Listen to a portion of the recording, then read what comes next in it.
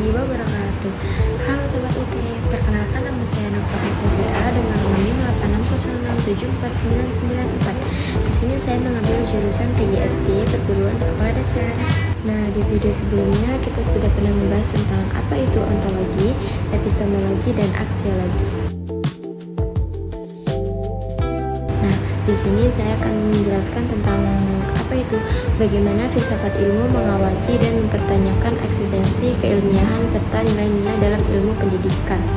Filsafat ilmu berperan sebagai landasan kritis dalam ilmu pendidikan dengan cara mengkaji 3 aspek utama, yaitu 1. Ontologi, mempertanyakan apa hakikat pendidikan itu, objek yang dipelajari, serta realitas dalam dunia pendidikan. Yang kedua, epistemologi, mengkaji bagaimana pengetahuan pendidikan diperoleh, metode yang digunakan, serta kebenaran ilmiahnya. Yang ketiga, aksiologi, menilai manfaat dan nilai-nilai yang terkandung dalam pendidikan, serta etika, moral, dan tujuan pendidikan itu sendiri. Nah, dengan demikian, filsafat ilmu memastikan bahwa ilmu pendidikan tidak hanya benar secara ilmiah, tetapi juga bermakna dan bernilai.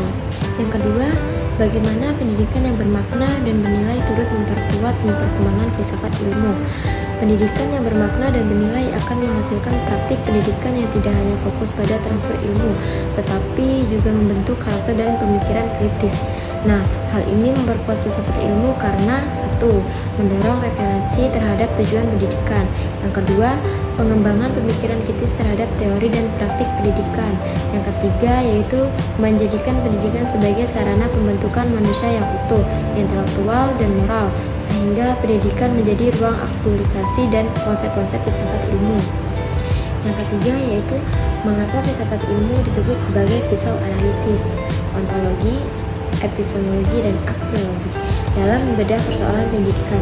Nah, filsafat ilmu disebut sebagai pisau analisis karena digunakan untuk mengkaji masalah pendidikan secara mendalami melalui 3 pendekatan, yaitu 1.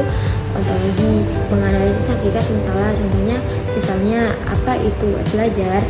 Yang kedua, epistemologi, mengkaji cara memperoleh solusi, contohnya metode pembelajaran yang tepat. Yang ketiga, yaitu aksiologi, menilai dampak dan nilai dari solusi tersebut, contohnya apakah bermanfaat dan etis. Nah, dengan ketiga aspek ini, masalah pendidikan dapat dipahami secara menyeluruh dan tidak dangkal. Nah, yang terakhir ataupun yang keempat, contoh konkret penerapan filsafat ilmu dalam praktik pendidikan. Contoh penerapan dapat dilihat dalam kebijakan kurikulum, menyusun kurikulum, mempertimbangkan nilai aksiologi, isi materi, ontologi, dan cara penyampaiannya epistemologi.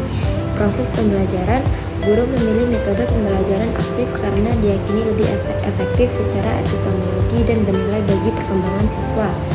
Penilaian pendidikan, evaluasi tidak hanya mengukur kognitif, tetapi juga sikap dan keterampilan sebagai bagian dari nilai pendidikan.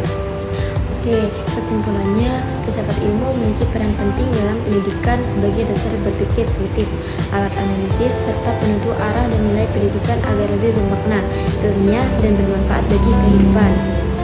Demikian video yang bisa saya sampaikan, semoga bermanfaat. Wassalamualaikum warahmatullahi wabarakatuh.